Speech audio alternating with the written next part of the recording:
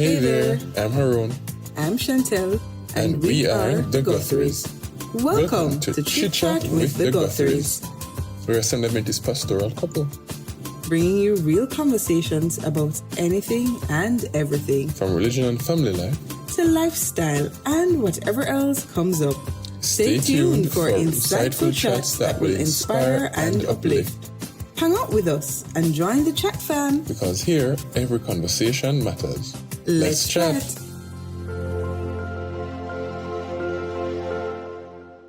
Hello.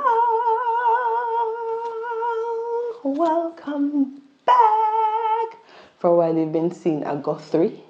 Now it's the Guthries. Hello. It's season 3. Greetings, Good everyone. to have you here.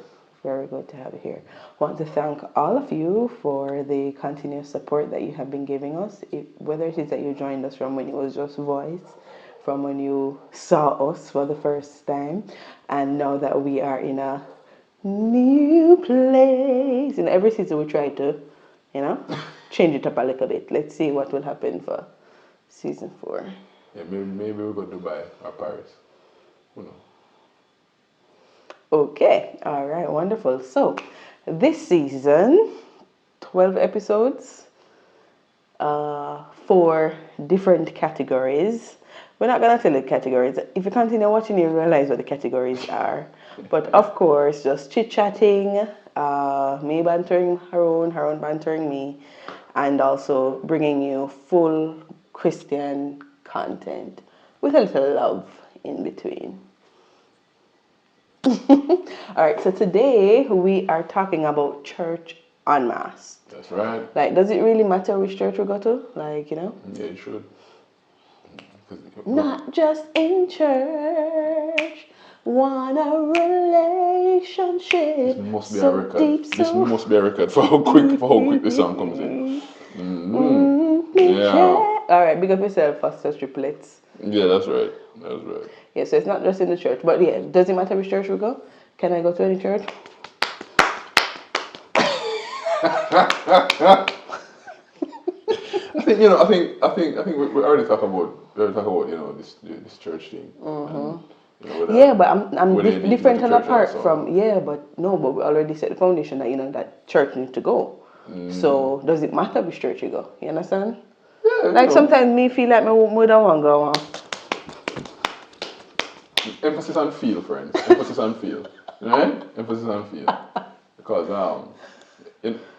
don't leave it alone. Everybody to season 2 to understand, that homegirl here, mislabels herself. Well, anyways, it's it should focus, please. It should matter. Yeah, okay. It should matter. I mean, you want to go to a place where it's a loving environment, where the people are real. Too much hypocrisy to the place, but hypocrites are everywhere, though. That's true. In a workplace. You used to hear said church is like the hospital, and that's where sick people go to be healed. Yeah, but you see, no, that's the apologetic statement you churchgoers make to tell the young people to, it's all right when you chat your business, and it's all right when you treat your bad cause. It's not a matter of that it's all right. It's just that we're all growing. We're all growing. Give us grace. But some of us are right we have grown too. Fine. Yeah, we need to be like the trees in the jungle. We're racing to sunlight. Nice sound effect right there. So, all right. So, given that it matters which church we go, right? Like where we get this whole, whole heap of church option come from? Like, is it just well, I guess it's like a business where. No, for true. Like like dead business. Everywhere, especially because some places you have more than one funeral homes packed up beside each other. So I guess it's the same thing. From a purely cynical perspective, it's a business. It's like a business. It's like a business. And especially now, and I'm not competing. speaking from Pastor Guthrie's standpoint, especially now, how we evangelize on a more psychological standpoint. So it's a business because when a sales rep come to you, they're pushing they're pushing their brand, their company, their venture, right? Their association, their activity. So technically, what stands our church apart then? Well, Before we get to that, because you were gonna say something first. yeah, well, it should be. All right, this is so.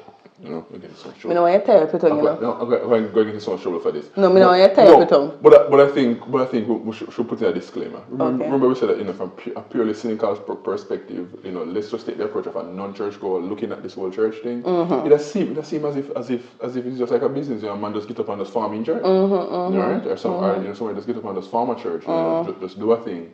And everybody's just out there. Everybody's just out there now, competing for depending on the metrics. Because some people measure things by attendance.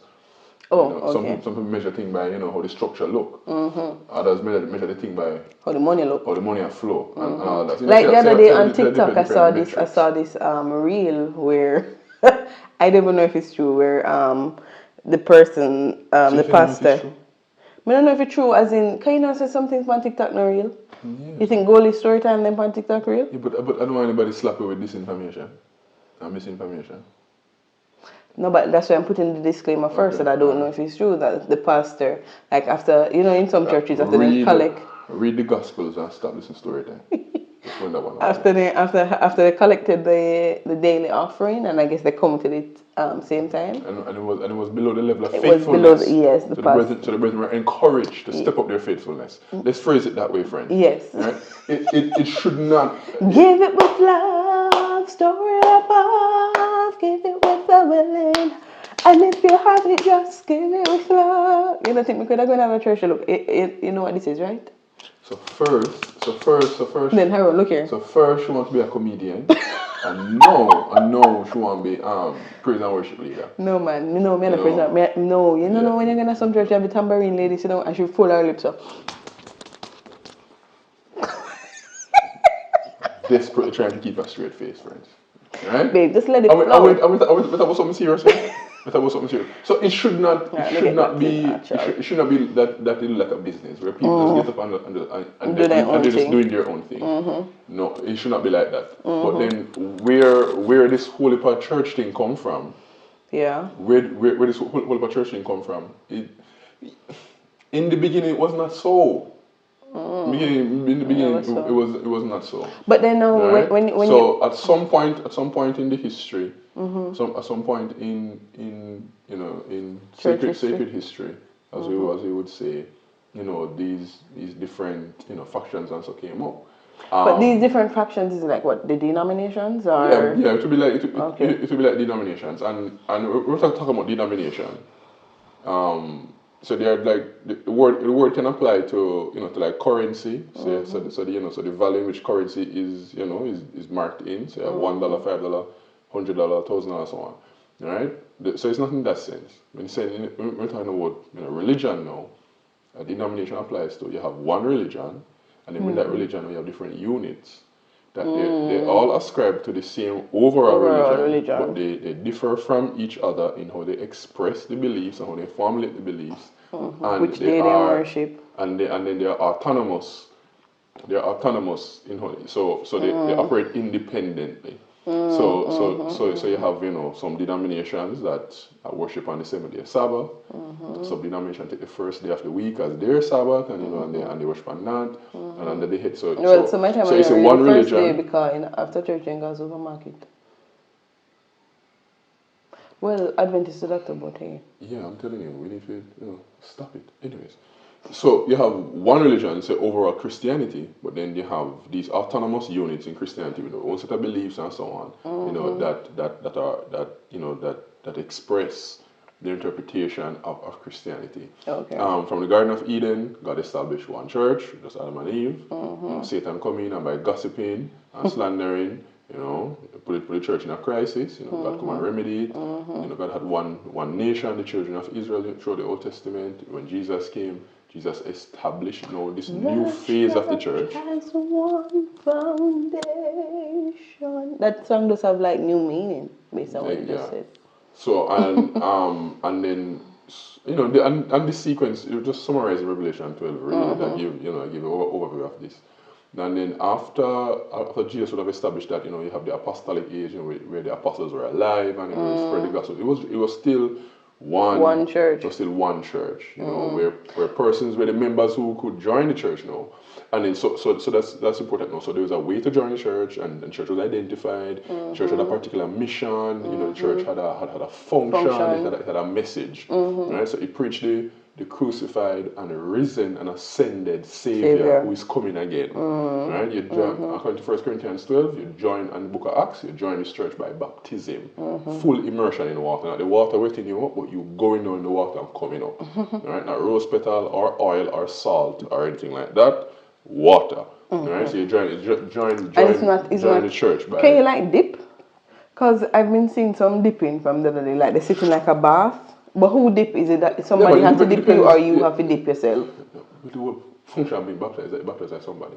But right. So technically, so if you dip yourself, then you know with the the person giving the instruction, depending on the circumstances and so on. No, no. This is the regular thing, not circumstances. The regular thing is that you have a baptizer and you have the baptized. But suppose I am baptizing you by giving you the instruction, but not necessarily doing the action. No, but that's what I'm saying. That would come under some special circumstances. So why we baptize people like this? And not. Why the immersion never goes so? Why go so? Why? Because we say we bury into. Because of the whole Romans 6. Okay. Because of the whole Romans 6. I just want to, and then it's technically it's easier. So much, you know, if you apply the laws of physics, it's easier to with buoyancy and so. It's easier to go so down. No. It's easier to go like that. Than down and up. Yeah. Alright. One day we go to the beach. We try it. No, we don't do this go to the beach. Just need to run the calculation. Depending on the angle and the buoyancy and so on, it's less effort, more efficient use of energy to go this way. So what do you mean by forget that? So you join the church by baptism. Church has a particular message. You know, the crucified, the risen, ascended, and soon coming Savior. Right? You know, establish the Lordship of Jesus Christ and the transformation of human beings. You're in sin, Jesus free you from sin. You know, live a life of holiness. And you know, this mission was to preach the gospel of the kingdom in all the world. And then you know, after the apostles died, you know, the church it remained as one for a while. But then through the centuries now, you know, by the 500s, you know, with 323 to 538 era of of compromises and so on, and then you know by people start onto their own thing. By 538, you know, you had the mainline church, but then you had the sideline church, you know, the Waldenses. So technically, not to stop the history class, but technically, and I know people just start from their own church. No, it's just that no, it happened on a more widespread, rapid scale, and for different reasons. Yeah, and for different reasons. So I think in the 1000s.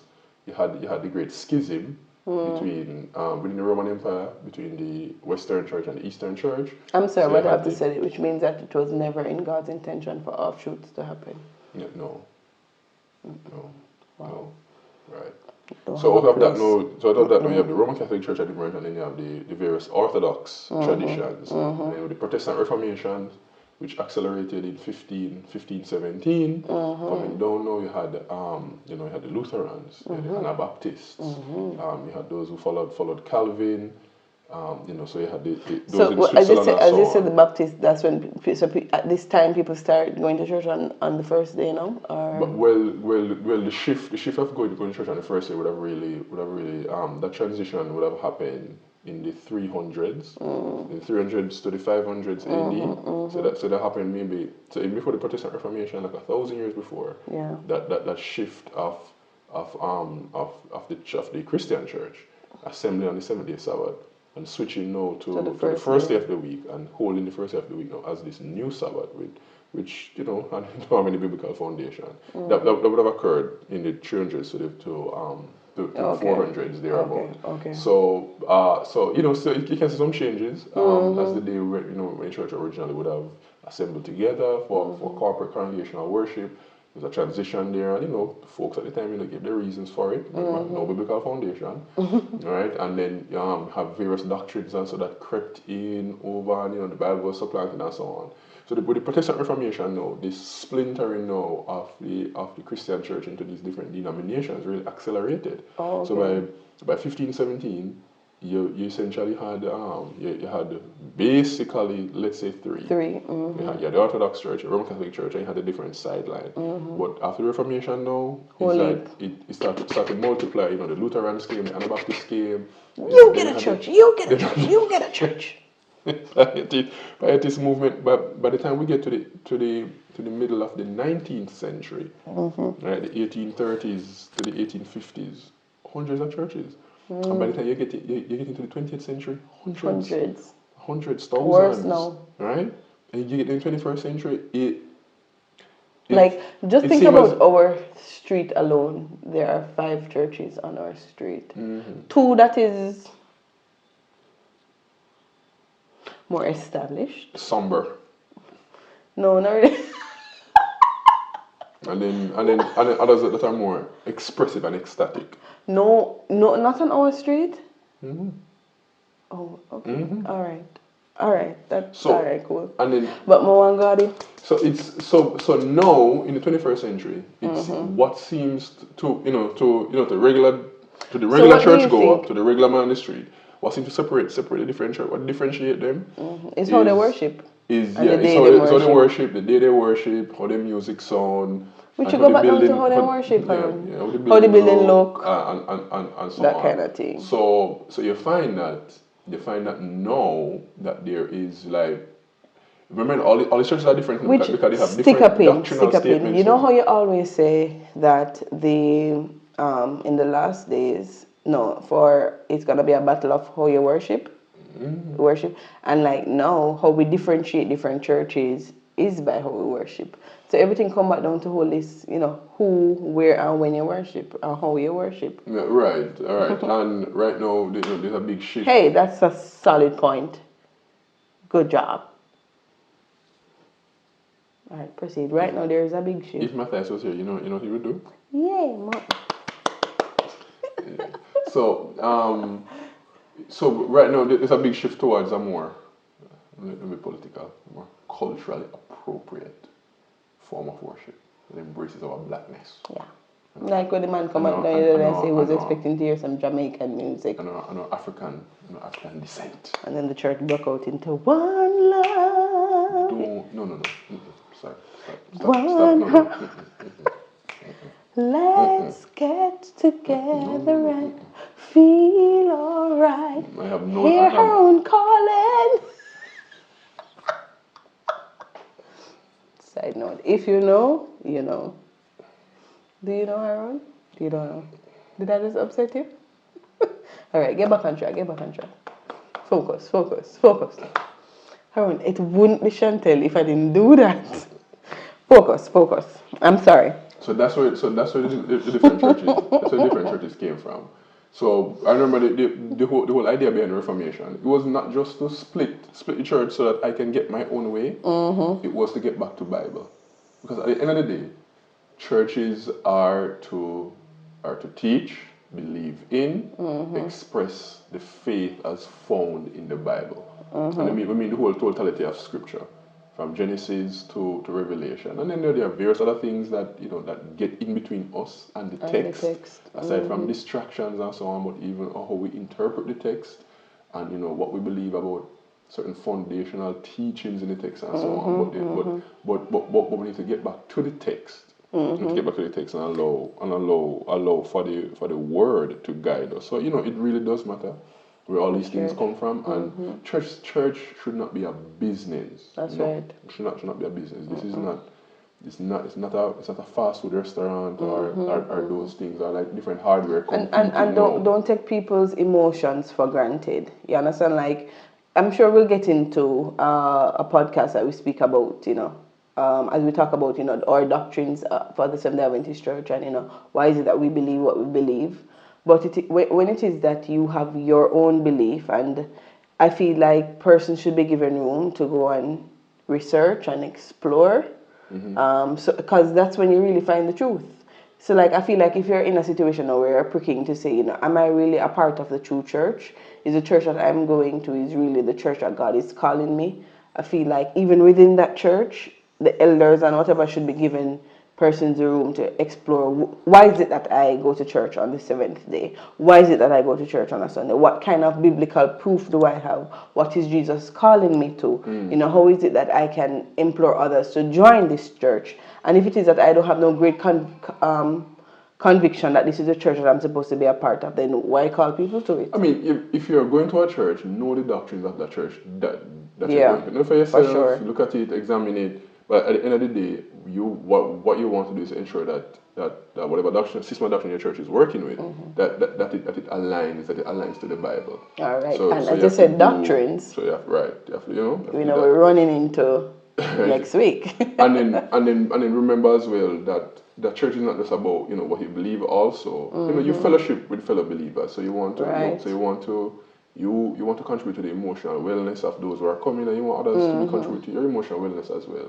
So it can be this space where we grow socially, where we are growing intellectually, we're growing emotionally. While it is that we are growing spiritually, right? Right. Okay. Have anything else to share? See you in episode episode 2 of season 3. Of season 3. And just remember, you're on this journey, you're searching. God had 7,000 who were faithful during the crisis, during 1 Kings 19, during Elijah's time, and God still has faithful people now who have made a decision to live by every word that proceeded from the mouth of God. Right? So it matters. See you at church. See you at church. Next week. See you at church. See you at church. But anyways, remember to like, share, subscribe, and leave a comment. Let us know what you think about the whole different churches around you. Are you solid in the church that you're going to? Do you know why you're going to that church? And of course, share this with a friend, and we will see you next week.